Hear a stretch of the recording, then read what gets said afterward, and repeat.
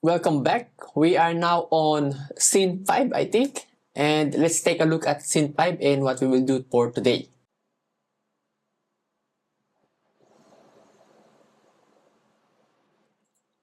So this is what we will do. These circles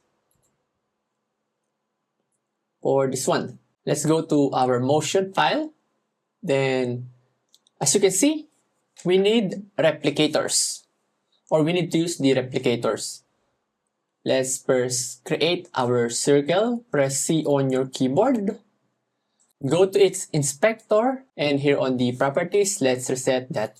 Let's make a clone of that circle, but before that, let's rename it as rep source. Then press K on your keyboard, and then this clone layer, press L to replicate that. Then this rep source, let's turn that off.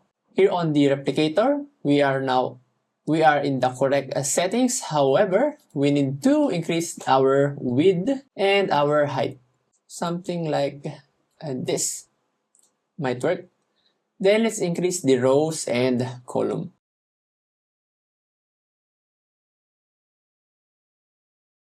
And then, as you saw from our preview earlier, it is difficult to make that in motion because in After Effects, they did something like a proximity or something like that. But here in motion, we need to fake it. So how to do that? Let's group this replicator and its rep source, Command Shift G. Let's rename this group as small circle. And then press Command D on your keyboard. That duplicate group, let's rename that as large circle. Then here on the large circle group, go to the rep source, and on the geometry, let's increase the size of that one. Something like this, 24 or 25, however you like. Something like this. And then, this is the important thing. We need to create a circle mask on our large circle. So Option C, while your large circle group is selected, then let's select something like this. Go to its properties of the circle mask and reset its position. So we have now this, and if we play around with the position of the circle mask, we now have something like this.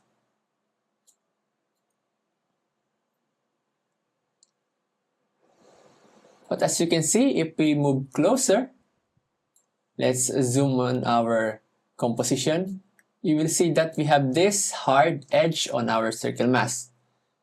So to fix something like this, let's add some feather to smoothen it. Make it around 20. Let's go to properties and then reset its position. Then we can add some keyframes now for the position.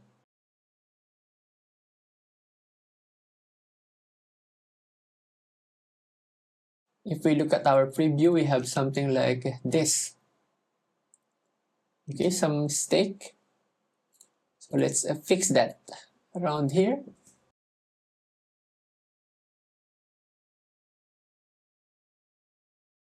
Okay, so it's okay because it's difficult to do that, or we cannot do that in motion actually. So let's just fake it. Let's look back again on our reference.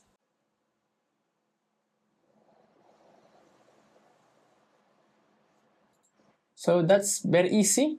We just need to animate the opacity of our replicator. So we can do that using the sequence replicator. Go to behaviors, then replicator, add sequence replicator. Then let's change this to, or let's add parameter opacity.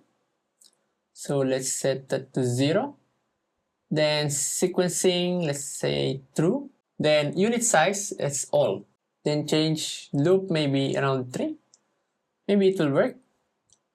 Then around 2 seconds, we will trim, or we will start the sequence replicator. Press I on your keyboard. So I've trimmed my sequence replicator. It will start here at 1 second. Then if we look at it, okay, too slow. So actually, let's just delete this sequence replicator. Then you can just go to the opacity of the replicator or the rep source. My mistake, only on the replicator, and then opacity of the replicator, and then add some behavior or just keyframe, or just use keyframes. I will use keyframes. So at 2 seconds, I will add a keyframe here, and then 3 seconds.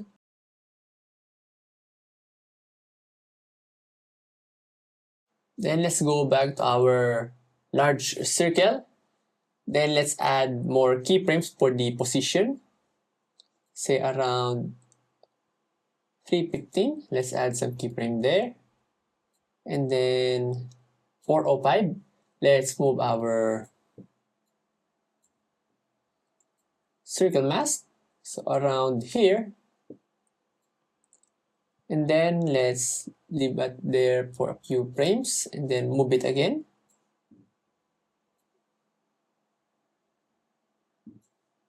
So at around this period, we need to add a circle.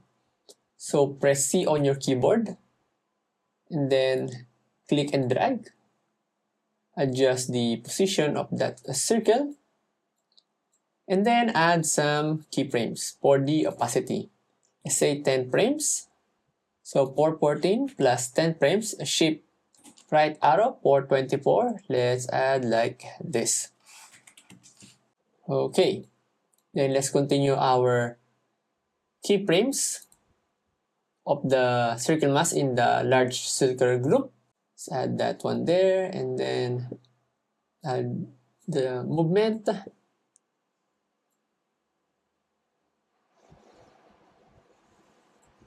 Okay, then let's duplicate this circle, or let's just clone it.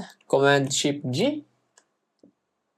Then press K on your keyboard and then move this in the timeline around here.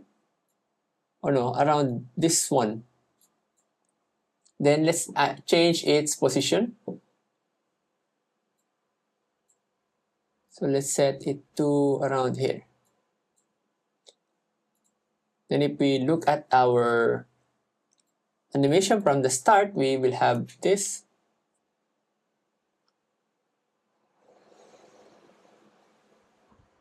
Okay.